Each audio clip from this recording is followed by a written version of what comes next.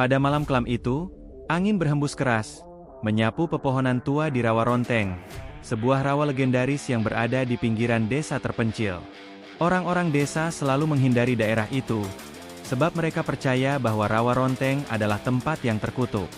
Konon, di sana pernah terjadi pembunuhan brutal yang tak pernah terungkap, meninggalkan jejak darah yang tak pernah bisa terhapuskan. Di rumah tua yang terletak di pinggir rawa, seorang pria bernama Eko tinggal seorang diri. Eko, yang baru pindah ke desa itu, belum tahu bahwa tempat barunya memiliki sejarah kelam yang mencekam. Suatu malam, ketika hujan turun deras, Eko mendengar suara-suara aneh dari luar rumahnya. Jeritan tertahan, seperti orang yang sedang menahan rasa sakit yang luar biasa. Rasa penasaran membawanya keluar, menembus kabut tebal yang menyelimuti rawa. Saat langkah kakinya sampai di tengah rawa, tiba-tiba suara jeritan itu menghilang, digantikan oleh suara desisan angin yang semakin mencekam. Eko merasa ada sesuatu yang aneh di udara, seolah-olah ada mata yang mengamatinya dari kegelapan malam. Dia merasa dingin merayap di sekujur tubuhnya.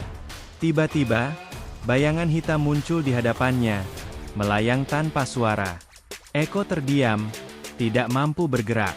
Dalam sekejap, bayangan itu berubah menjadi sesosok tubuh dengan wajah yang hancur. Darah mengalir dari tubuhnya, dan matanya yang kosong menatap Eko dengan penuh kebencian. Eko terkejut dan mundur, tapi kakinya seakan terikat dengan tanah. Dalam hitungan detik, bayangan itu melesat ke arah Eko, dan sebelum dia sempat berteriak, semuanya menjadi gelap. Pagi harinya, tubuh Eko ditemukan oleh warga desa. Wajahnya pucat, matanya terbuka lebar, dan mulutnya mengeluarkan darah. Tak ada yang tahu apa yang terjadi pada Eko semalam. Namun, beberapa orang di desa mulai mengingat sebuah kisah lama yang terlupakan. Kisah tentang ajian Rawa Ronteng yang konon dapat membangkitkan arwah-arwah yang telah mati dan menuntut balas. Seiring berjalannya waktu, kejadian mengerikan yang menimpa Eko semakin menjadi perbincangan hangat di desa. Warga desa yang sebelumnya tenang, kini merasakan ketegangan yang tak kunjung reda. Tak ada yang berani mendekati Rawa Ronteng, yang dulu dianggap sebagai tempat biasa. Kini, rawa tersebut diselimuti oleh aura gelap yang tak terjelaskan. Beberapa penduduk mulai merasa bahwa ada sesuatu yang tidak beres, bahwa kematian Eko bukanlah kebetulan, melainkan bagian dari sesuatu yang lebih besar, yang terhubung dengan sejarah kelam tempat itu. Desa kecil ini terletak cukup jauh dari kota besar, dikelilingi oleh hutan lebat dan rawa yang tak pernah bisa dijinakan. Penduduk desa sangat bergantung pada pertanian dan perikanan. Meskipun Rawa Ronteng berada dekat dengan desa, tak banyak orang yang tahu banyak tentang rawa itu, kecuali cerita-cerita lama yang tak pernah benar-benar dibuktikan. Warga yang lebih tua sering memperingatkan anak cucu mereka untuk tidak mendekati rawa, karena tempat itu katanya dipenuhi dengan makhluk halus yang marah. Namun, rasa penasaran selalu lebih kuat daripada rasa takut. Beberapa pemuda desa, yang sudah bosan dengan kehidupan sehari-hari, mulai mencari tahu tentang rawa tersebut. Mereka menggali cerita-cerita lama yang diwariskan turun-temurun oleh orang-orang tua mereka. Salah satunya adalah kisah tentang ajian yang dikenal dengan nama Ajian Rawa Ronteng, yang konon memiliki kekuatan untuk membangkitkan arwah-arwah yang telah meninggal dalam keadaan tragis, dan membuat mereka menuntut balas atas kematian mereka. Salah satu pemuda yang paling tertarik dengan cerita tersebut adalah Joko, seorang pemuda yang cerdas namun penuh rasa ingin tahu. Joko sering menghabiskan waktu dengan neneknya, yang dikenal memiliki banyak pengetahuan tentang hal-hal mistis dan gaib. Suatu hari, saat duduk di beranda rumah neneknya, Joko mendengar cerita yang sangat mengejutkan. Neneknya bercerita tentang sebuah ajian kuno yang pernah dipelajari oleh seorang dukun terkenal dari desa itu. Dukun tersebut konon telah menghilang secara misterius setelah berhasil melakukan ritual yang membuka gerbang dunia roh. "Nek, bagaimana cara agar ajian itu bisa digunakan?" tanya Joko, rasa ingin tahunya semakin membesar. Neneknya menghela napas panjang, seolah-olah merasa berat untuk menceritakan kisah tersebut. "Ajian itu sangat berbahaya, Joko. Ia tidak hanya membangkitkan roh, tetapi juga mengikat mereka untuk membalas dendam. Mereka yang telah mati dalam keadaan tragis, yang tidak bisa tenang, akan kembali. Mereka akan mencari orang yang bisa membuka gerbang itu, dan mereka tidak akan berhenti sampai mereka mendapatkan apa yang mereka inginkan. Joko merasa tergugah. Ia tidak pernah mendengar cerita ini sebelumnya, tetapi entah mengapa, kisah tentang ajian itu terasa sangat menarik bagi dirinya. Rasa ingin tahu Joko mendorongnya untuk melangkah lebih jauh, lebih dalam ke dalam misteri rawa dan ajian yang diceritakan neneknya. Tanpa memberitahu siapapun, Joko mencari tahu tentang dukun yang dimaksud, yang ternyata telah lama meninggal. Namun, beberapa orang masih mengingatnya, dan mereka memberi Joko petunjuk untuk menemukan tempat tinggalnya yang terlupakan di hutan sekitar Rawa Ronteng. Suatu malam, Joko memutuskan untuk pergi ke sana, berbekal informasi yang ia dapatkan. Dengan semangat yang membara, ia menuju ke hutan gelap yang mengelilingi rawa. Tanpa cahaya, hutan itu terasa sangat menakutkan, seakan ada ribuan mata yang mengintai setiap langkahnya. Namun, Joko terus melangkah, dipenuhi rasa percaya diri bahwa ia bisa menemukan jawaban yang selama ini ia cari. Setelah berjalan beberapa jam, Joko akhirnya menemukan sebuah gubuk tua yang tampak sudah ditinggalkan bertahun-tahun lamanya. Gubuk tersebut terlihat tak terawat, dengan daun-daun kering dan dahan-dahan pohon yang mencuat ke dalam atapnya. Pintu gubuk itu terbuka sedikit, seolah mengundang Joko untuk masuk. Dengan langkah hati-hati, Joko masuk dan menemukan sebuah ruangan kecil yang dipenuhi dengan potongan-potongan kayu, batu, dan berbagai benda ritual lainnya. Di sudut ruangan, sebuah meja kecil dikelilingi oleh lilin yang sudah hampir habis terbakar. Di atas meja tersebut, terdapat sebuah buku kuno yang tampaknya sudah sangat usang. Joko merasakan dorongan kuat untuk membuka buku itu, seolah-olah ada sesuatu yang memanggilnya. Dengan tangan gemetar, ia membuka halaman pertama dan menemukan tulisan-tulisan yang tidak ia mengerti. Namun, ada satu hal yang jelas. Di halaman itu tertulis tentang ajian Rawa Ronteng, dan bagaimana cara untuk menggunakannya. Dengan hati-hati, Joko menyalin mantra yang ada di dalam buku tersebut. Meskipun ia tahu bahwa ini adalah langkah yang sangat berbahaya. Namun, rasa ingin tahunya yang besar membuatnya tidak bisa berhenti. Ia merasa bahwa ini adalah kesempatan untuk mengungkap rahasia yang tersembunyi di rawa tersebut. Malam itu juga, Joko pergi ke Rawa Ronteng, ditemani oleh kegelisahan dan ketakutan yang mendalam. Ia duduk di tepi rawa, di tempat yang sama di mana Eko ditemukan mati, dan mulai melantunkan mantra yang ada dalam ajian tersebut. Suaranya bergema di udara, disambut oleh angin dingin yang bertiup kencang.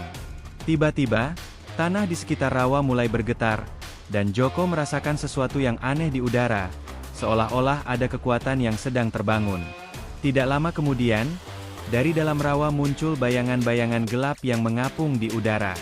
Mereka bergerak perlahan, dengan wajah-wajah yang hancur dan tubuh yang tidak utuh. Suara-suara aneh terdengar dari arah mereka, seperti rintihan kesakitan yang tak terungkapkan. Arwah-arwah itu mulai berputar mengelilingi Joko, dan ia merasakan hawa dingin yang semakin mencekam. "Sekarang, kamu telah membebaskan kami," terdengar suara seorang wanita, penuh kebencian. "Kami akan menuntut balas atas kematian kami, dan kamu akan menjadi bagian dari pembalasan itu." Joko mencoba untuk berdiri, namun kakinya terasa terikat oleh kekuatan yang tak tampak. Ia merasa ada sesuatu yang sangat kuat mengendalikan dirinya, seolah-olah ia tak bisa lagi mengendalikan tubuhnya sendiri. Dengan matanya yang terbuka lebar, Joko menyadari bahwa ia telah membuka gerbang yang tak seharusnya dibuka. Arwah-arwah itu tidak akan berhenti, dan kini mereka menuntut balas atas kematian yang mereka derita. Sementara itu, di desa, beberapa orang mulai merasakan perubahan yang aneh di udara. Warga yang berani mendekati rawa atau mencari tahu tentang kejadian-kejadian itu, satu persatu menghilang tanpa jejak. Mereka yang hilang ditemukan dengan cara yang mengerikan. Tubuh mereka terkoyak, mata mereka terbuka lebar, dan wajah mereka penuh dengan ekspresi ketakutan yang tak dapat dijelaskan. Tidak ada yang tahu apa yang sebenarnya terjadi, namun satu hal yang pasti, teror baru saja dimulai. Rawa Ronteng kini telah menjadi pusat ketakutan di desa. Suasana mencekam mulai terasa di setiap sudut rumah, dan setiap penduduk yang melangkah keluar rumah merasakan hawa dingin yang menusuk kulit mereka. Kabar tentang hilangnya beberapa warga desa semakin menambah ketegangan. Mereka yang pergi ke rawa atau terlalu dekat dengan tempat itu, hampir selalu tidak pernah kembali. Yang membuat mereka semakin takut adalah tidak ada petunjuk jelas tentang apa yang sebenarnya terjadi, hanya jejak darah yang misterius yang kadang-kadang ditemukan di sekitar rawa. Desa yang dulunya damai kini dipenuhi dengan kecemasan. Warga yang masih bertahan mencoba melindungi diri mereka dengan berbagai cara, bahkan menggali makam nenek moyang mereka lebih dalam, berharap bisa mendapatkan perlindungan dari roh-roh baik yang mungkin masih tersisa di desa. Namun, rasa takut itu tidak menghalangi rasa penasaran beberapa orang yang masih merasa ada sesuatu yang harus mereka pecahkan. Salah satunya adalah Sinta, seorang gadis muda yang baru-baru ini pindah ke desa itu bersama keluarganya. Meskipun dia baru di desa, rasa penasaran terhadap rawa Ronteng membuatnya bertekad untuk mencari tahu lebih banyak tentang kejadian-kejadian yang terjadi di sana. Sinta sering mendengar desas-desus dari orang tua di desa tentang ajian rawa Ronteng yang bisa membangkitkan arwah-arwah yang terperangkap dan marah. Ternyata, Sinta memiliki ikatan kuat dengan salah satu keluarga yang hilang beberapa minggu sebelumnya, sebuah keluarga yang telah pergi ke rawa untuk mencari petunjuk mengenai apa yang terjadi pada Eko. Keluarga itu tak pernah kembali, dan Sinta merasa terdorong untuk mengetahui mengapa mereka hilang dan apa yang menyebabkan kematian mereka. Dalam benaknya, ia merasa ada hubungan antara hilangnya keluarga itu dan ajian yang dibaca oleh Joko. Sinta mulai mencari informasi tentang Joko. Semua orang di desa tahu bahwa Joko adalah orang terakhir yang terlihat dekat dengan rawa sebelum kejadian-kejadian mengerikan dimulai. Sinta mencoba berbicara dengan beberapa orang yang pernah berbincang dengan Joko, berharap bisa mendapatkan jawaban yang lebih jelas. Salah satu warga desa, Pak Darto, adalah orang yang terakhir berbicara dengan Joko sebelum pemuda itu pergi ke rawa. Pak Darto menceritakan kepada Sinta bahwa Joko tampak sangat terobsesi dengan cerita-cerita tentang ajian kuno dan arwah-arwah yang tak bisa tenang. Dia bilang, dia menemukan sesuatu yang besar. Tapi, entah kenapa, malam itu, dia terlihat sangat takut. Seperti ada sesuatu yang mengikutinya, kata Pak Darto dengan suara bergetar, seolah teringat kembali malam yang menyeramkan itu. Sinta, dengan tekad bulat, memutuskan untuk mengikuti jejak Joko. Dia menyadari bahwa untuk menghentikan semua ini, ia harus mengungkap apa yang telah Joko lakukan dan bagaimana mengakhiri ritual yang telah dibangkitkan. Namun, ia tahu bahwa perjalanan ini penuh dengan bahaya. Jika arwah-arwah yang bangkit tidak dihentikan, lebih banyak lagi nyawa yang akan hilang. Dengan langkah mantap, Sinta bersiap untuk mengungkap misteri yang tersembunyi di rawa Ronteng. Malam itu, Sinta menyusuri jalan setapak yang mengarah ke rawa. Hujan turun deras, menambah kesan menyeramkan pada perjalanan malamnya. Langit gelap seperti terkoyak oleh kilatan petir yang sesekali menghiasi udara. Suara rintik hujan bertemu dengan desisan angin yang membuat hutan sekitar rawa bergetar. Setiap langkah Sinta terasa semakin berat, seperti ada sesuatu yang menghalangi, sesuatu yang tidak terlihat tapi sangat terasa. Saat tiba di tepi rawa, Sinta teringat pada cerita-cerita yang pernah didengarnya tentang tempat ini. Rawa Ronteng bukan hanya sebuah tempat yang diselimuti kabut dan misteri, tetapi juga sebuah tempat yang membawa kutukan bagi siapa saja yang berani menggali rahasia di dalamnya.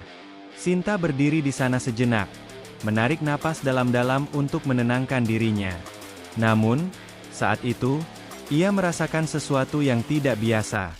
Udara terasa semakin dingin, dan suara hutan yang semula tenang kini mulai berubah. Seperti ada sesuatu yang mengintai dari balik kegelapan malam. Kemudian, dari dalam rawa, terdengar suara gemuruh, seperti gelombang besar yang datang dari dasar laut.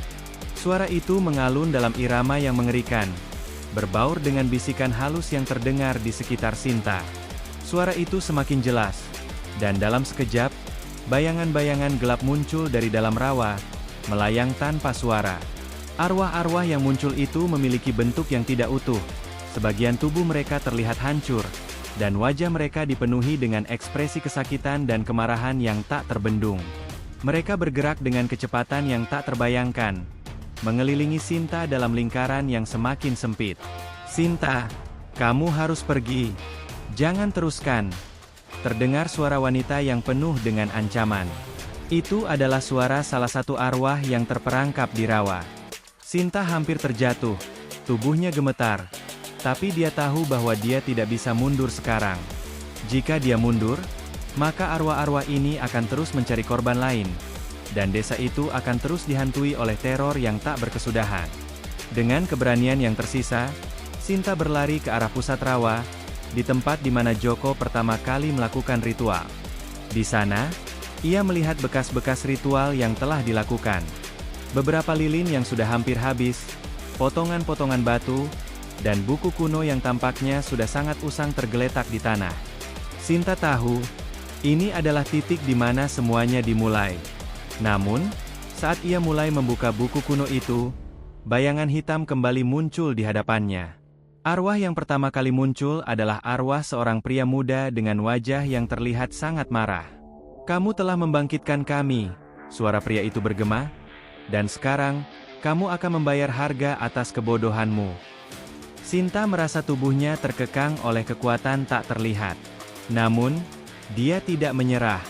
Dengan suara gemetar, ia membaca mantra yang ada di dalam buku kuno itu, berharap bisa mengakhiri kutukan yang telah membangkitkan arwah-arwah ini.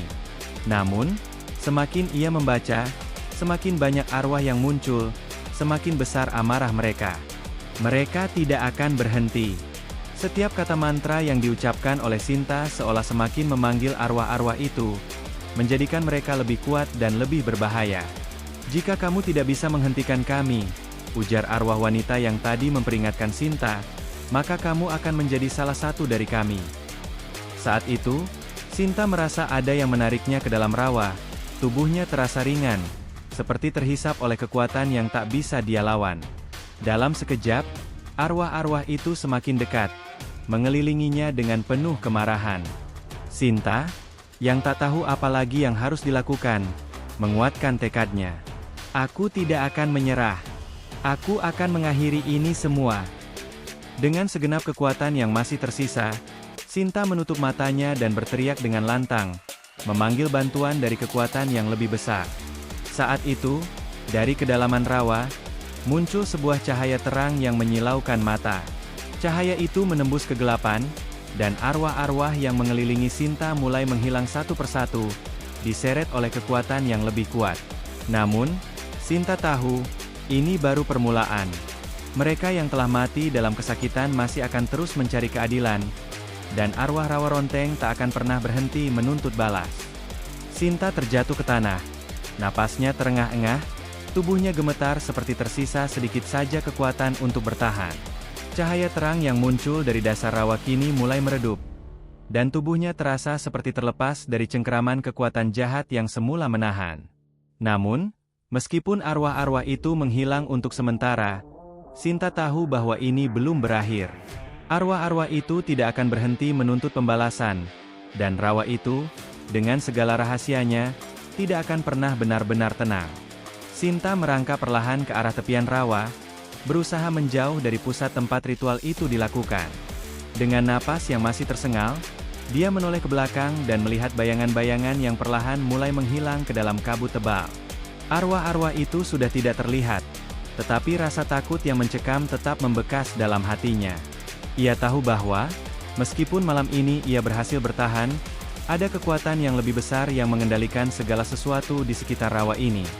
Sesampainya di tepi rawa, Sinta merasa seolah-olah tanah itu bergetar, dan suara-suara aneh mulai terdengar lagi. Itu adalah suara arwah yang semakin banyak, semakin dekat, dan semakin kuat. Arwah-arwah itu tidak hanya marah, tetapi juga haus akan darah, dan mereka tahu bahwa satu-satunya cara untuk mengakhiri penderitaan mereka adalah dengan melibatkan orang-orang yang terjebak dalam kutukan ini. Tidak akan ada yang selamat, terdengar suara rendah dari belakangnya. Sinta berbalik dengan cepat, dan kali ini, dia melihat sosok yang tidak asing lagi. Itu adalah Joko. Wajah Joko terlihat pucat, matanya kosong, dan senyum tipis yang terlukis di wajahnya tidak mengandung kebahagiaan sama sekali.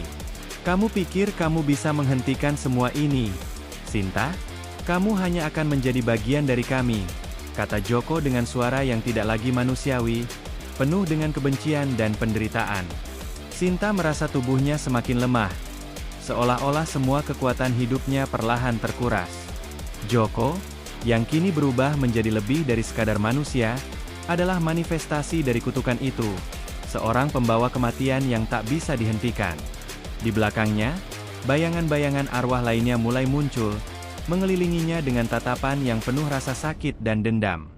Sinta merasa terperangkap, tidak bisa melarikan diri lagi. "Joko, kenapa?" Sinta berusaha bertanya, suaranya bergetar penuh ketakutan. Joko menggelengkan kepala, senyum itu semakin lebar, penuh dengan kepahitan. "Karena kamu tidak mengerti. Kita semua terperangkap di sini. Arwah yang terkutuk, yang telah dibangkitkan, tidak akan pernah berhenti mencari pembalasan. Kamu telah membebaskan mereka. Sekarang mereka akan menghabisi segala yang hidup." Sinta merasakan tubuhnya semakin berat. Langkahnya semakin lambat.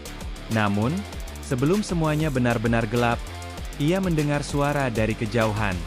Itu adalah suara yang penuh dengan kekuatan. Suara yang memanggilnya untuk bertahan. Suara itu seperti dari langit, sangat jernih dan menembus kegelapan malam. "Sinta, kamu tidak sendiri." Suara itu terdengar lagi, kali ini lebih dekat. Tiba-tiba, di hadapan Sinta, muncul sosok seorang pria tua, mengenakan pakaian putih dan tampak berwibawa. Itu adalah Ki Suro, dukun tua yang dulu membantu Joko. Ki Suro berdiri dengan tegak. Matanya memancarkan cahaya yang kuat. "Joko, kamu tidak bisa terus begini. Sudah saatnya kamu pergi," ujar Ki Suro dengan suara yang penuh kekuatan, yang seakan bisa mengguncang langit. Joko terhuyung. Matanya penuh kebingungan. "Kamu, bagaimana kamu bisa?" Suaranya terdengar semakin lemah, tak berdaya. Ki Suro melangkah maju, mendekati Joko yang mulai bergetar, seakan kekuatan gelap yang menguasainya perlahan hilang. "Aku tahu kamu tidak bisa kembali, Joko. Tapi kamu masih bisa menebus dosa-dosamu dengan membantu menghentikan kutukan ini." Joko menatap Ki Suro dengan tatapan kosong, tidak ada lagi amarah di wajahnya. Aku sudah terlalu jauh terperangkap dalam ini," katanya pelan. Ki Suro mengangkat tangan dan mengucapkan mantra yang dalam dan penuh kekuatan. Cahaya putih muncul di sekelilingnya, mengusir bayangan gelap yang mengelilingi rawa. "Ini adalah akhir bagi kalian," Ki Suro berkata dengan suara yang penuh wibawa. Tiba-tiba, arwah-arwah yang mengelilingi rawa mulai terguncang. Mereka berteriak dalam kesakitan, seolah-olah terperangkap dalam pusaran energi yang sangat kuat. Sinta merasakan tubuhnya kembali terasa ringan, dan kesakitan yang ia rasakan mulai menghilang. Ki Suro terus mengucapkan mantra, dan cahaya putih itu semakin kuat, semakin terang. Joko, yang masih berdiri di sana, akhirnya menghilang dalam sekejap. Wajahnya berubah menjadi lebih tenang, seolah-olah ia telah dibebaskan dari penderitaannya. Arwah-arwah yang dulu menghantui rawa juga mulai menghilang satu persatu, menuju kegelapan yang lebih dalam. Mereka akhirnya bisa beristirahat, membiarkan rawa Ronteng kembali ke dalam ketenangan yang selama ini telah hilang. Saat segalanya kembali sunyi, Ki Suro menatap Sinta. "Kamu telah melakukan hal yang benar, Sinta. Tetapi ingat, kutukan ini belum sepenuhnya selesai. Arwah-arwah ini mungkin sudah pergi, tetapi ada banyak hal yang masih tersembunyi di dalam rawa ini." Sinta berdiri dengan gemetar. Namun ada rasa lega yang membasahi hatinya. Dia tahu bahwa malam ini, setidaknya, teror di rawa Ronteng telah berhenti. Namun, dia juga tahu bahwa tempat ini akan selalu dihantui oleh kenangan tentang kematian yang tertunda. Sebuah tempat di mana arwah-arwah yang marah selalu mengintai, menunggu saat mereka bisa bangkit kembali. Sinta berjalan perlahan menjauh dari rawa, meninggalkan tempat itu di belakang. Rawa Ronteng akan selalu menjadi tempat yang penuh dengan misteri dan kegelapan. Namun, dengan tekad dan keberanian, Sinta tahu bahwa suatu saat, kutukan ini akan berakhir, meskipun tidak ada yang tahu kapan itu akan terjadi.